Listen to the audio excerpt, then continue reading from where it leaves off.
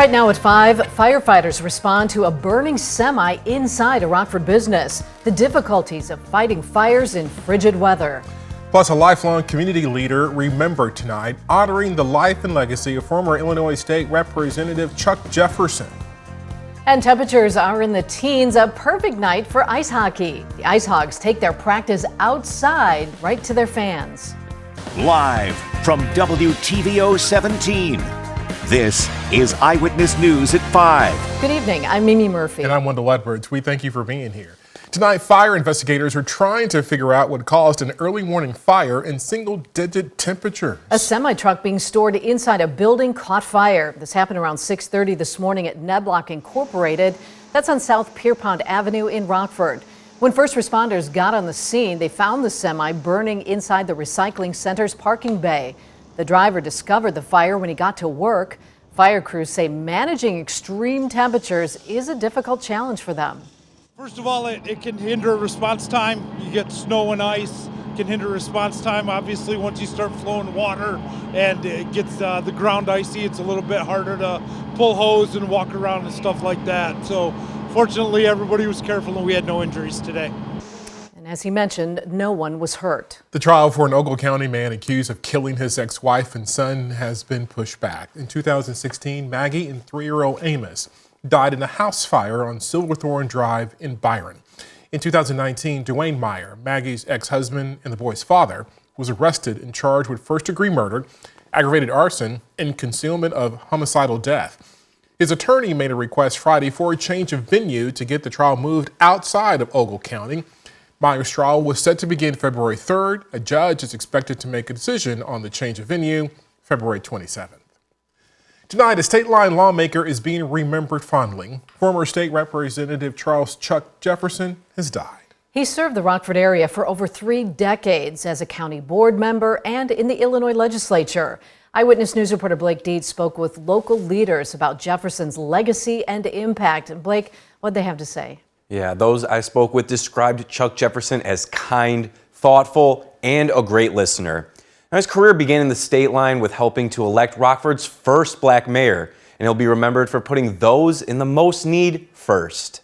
The Booker Washington Center on Rockford's southwest side is steeped in history. Inside, the Charles Chuck Jefferson Library stands as a reminder of what resilience and commitment looks like. He was a selfless person, and it shows in all the energy and work that he did. Representative Chuck Jefferson served the 67th District in the Illinois legislature for over 13 years. Before that, he served in the Army and on the Winnebago County Board. He had a personal touch with all of us, and you could feel it, you could see it, understand it, and he was the motivator. Letisa Wallace succeeded Jefferson as the 67th District Rep in 2014. Representative Wallace says Jefferson was a mentor for countless leaders, and his fingerprints are all over the Rockford region. Passenger rail in the future.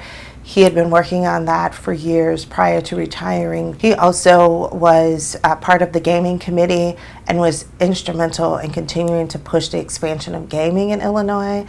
And today we have Rockford's Hard Rock Casino. He helped to lay the foundation for economic drivers in this region. But it's Jefferson's personal touch, says Rockford Mayor Tom McNamara, that stands out above all else. He was always that steadfast champion for seniors in our community. So you really, you can look at roads, you can look at economic development projects, you can look at kind of community centers, and you can look at any activities and investments in seniors. He has given us motivation, a sense of hope, some pride, and so we're going to pass that forward. We realize how important his existence was, and it's going to always show.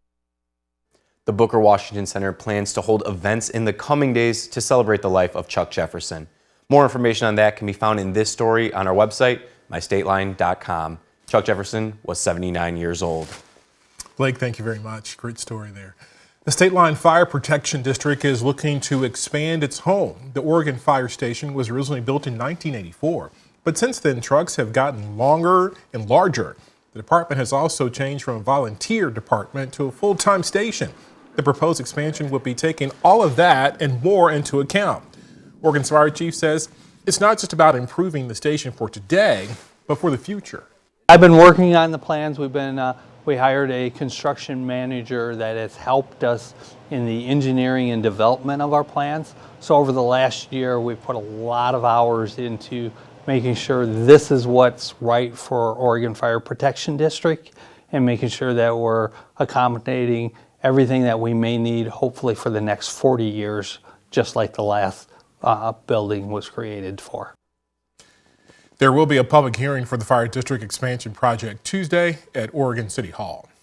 Tonight, hockey fans, bundle up. The Rockford Ice Hogs are holding an outdoor practice and meet and greet for community members. The players say it's one of their most exciting traditions. Our Rianne Weil joins us now live from Riverside Ice Arena in Belvedere. And Rianne, how's the weather out there?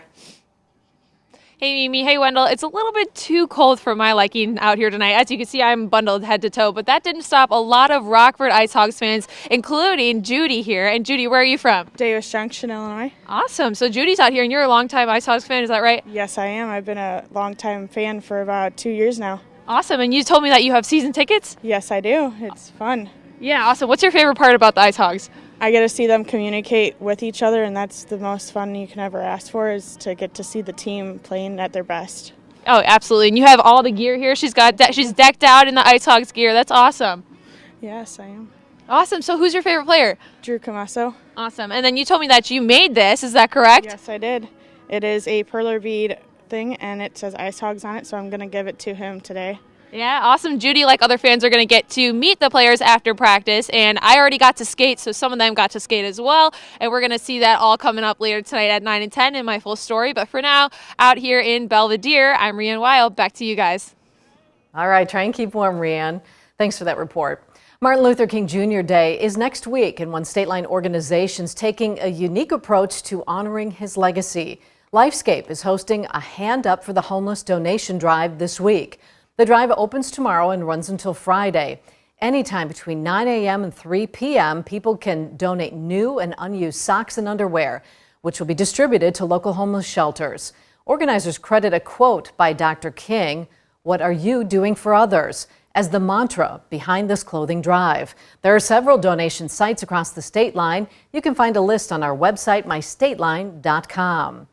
As the wildfires in California continue to rage on, lawmakers fight their own battle in Washington. When we come back, the work being done on Capitol Hill to get the funding to provide emergency aid.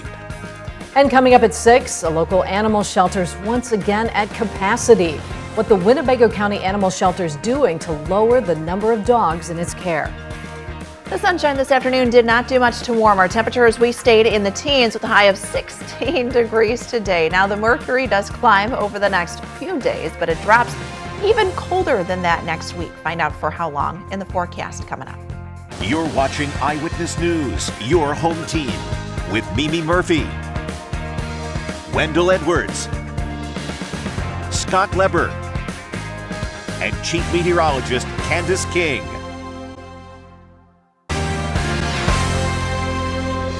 Federal aid for those impacted by the devastating wildfires in California could be in jeopardy. Rashad Hudson reports on why lawmakers in Congress are fighting over funding.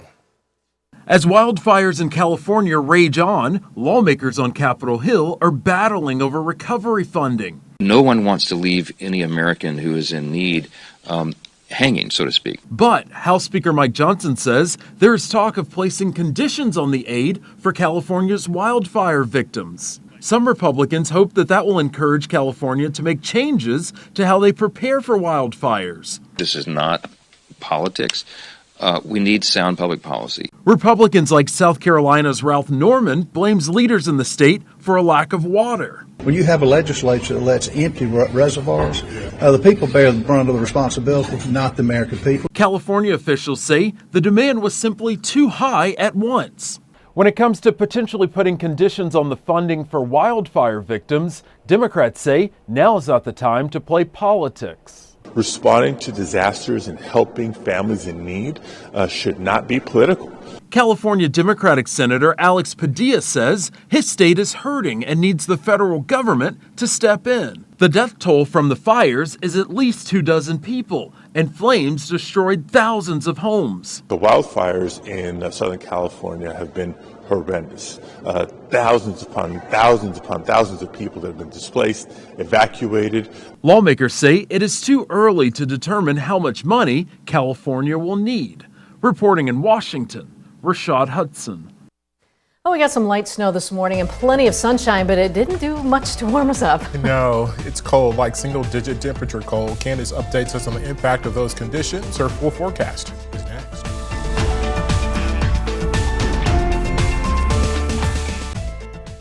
Now, your first warned weather forecast from Chief Meteorologist Candace King. Oh, we had plenty of sunshine out there today. It was nice following some of the snow that came down. The snow wasn't much this morning, but just enough to cause some issues on some of the roads, especially just before sunrise and thereafter. You can actually see some of the residual salt on the Jefferson Street Bridge and a lot of the ice building too on the Rock River following some of the cold we have had as of late. And the issue with this ice now going forward going to be the potential for some ice jams that may be with us at least in the next couple of days. So if you live along the Rock River, just be aware that with some ice jam potential, there might be some minor flooding if we start to see more of those ice jams develop. Not looking at a big threat right now, but it is something to be aware of. 12 our temperature in Rockford and Rochelle. It feels like 0 right now in Rochelle, 2 above here in Rockford. Our wind chills for most of this afternoon were down below 0, so the numbers, they've gone up just a bit, but it is still very cold out there. Thankfully, our wind is not as strong as what it was this time yesterday evening. Our weather watcher Terry down in Genoa. Northwest wind now at 9 miles per hour. Had 0.8 of an inch of snowfall down there in northern DeKalb County. Current temperature sits at 13 and we've got a dew point temperature of 3. So with high pressure building to our south and then eventually across southern Indiana, it'll keep our skies clear. Our winds will turn light, not completely calm, shifting around to the southwest, but that clear sky, lighter wind will really set the stage for ideal conditions for our temperatures to drop. Right now, I have a forecast low of 1. I would not be surprised if some places in some of the outlying locations actually drop back below 0. So a very cold start tomorrow. Even our wind chills could dip down as low as 10 below. So you got to bundle up tomorrow. Wind will pick up going into the afternoon, 25-mile-per-hour winds from the southwest. It'll bring our temperatures into the 20s, but there will still be that chill factor out there. Cloud cover will also increase through the day on Wednesday. We start off with sunshine, but we've got an increase in cloud cover. This is out ahead of a quick moving system that'll work in late tomorrow evening. With that, we may see some light snow come down, maybe another few tenths of an inch of snowfall going into early Thursday. A few flurries possible Thursday morning, but we maintain the cloud cover. This is a difference. Notice our temperatures are in the 30s on Thursday despite that northwesterly wind. So we're warming things up. We keep the cloud cover around Thursday into Friday. Winds turn to the southwest Friday, but it gets really windy on Friday afternoon. When we look at our snow potential for tomorrow night into early Thursday, it's not much. Again, maybe a few tenths of an inch, but enough to kind of slicken things up there as temperatures stay in the 20s. Let's talk about a warm up. That's always the good news, right? We've got low pressure up to the north, well to the north of us in Canada, draws up this warm southerly wind. Friday temperatures will be approaching the 40-degree mark, but you see that purple up there, that dark purple? That's really, really cold air. So what happens behind a series of cold fronts that come in, watch our temperature. It drops through the weekend into early next week. Highs next week may even struggle to make it above 10 on Monday and Tuesday. And our overnight lows are definitely going to drop below 0 Sunday night and then again Monday night too. And we can see that here on that 7-day forecast. So 23 for tomorrow, 37 on Thursday, 41 on Friday, and then it's just the bottom drops out into early next week. A little warm up towards the end of the week. Thank you, Candace. Scott's next with sports. Matt LaFleur will describe what he wants to see more of from Jordan Love next season. And college football coaches are trying to do something about the transfer portal chaos.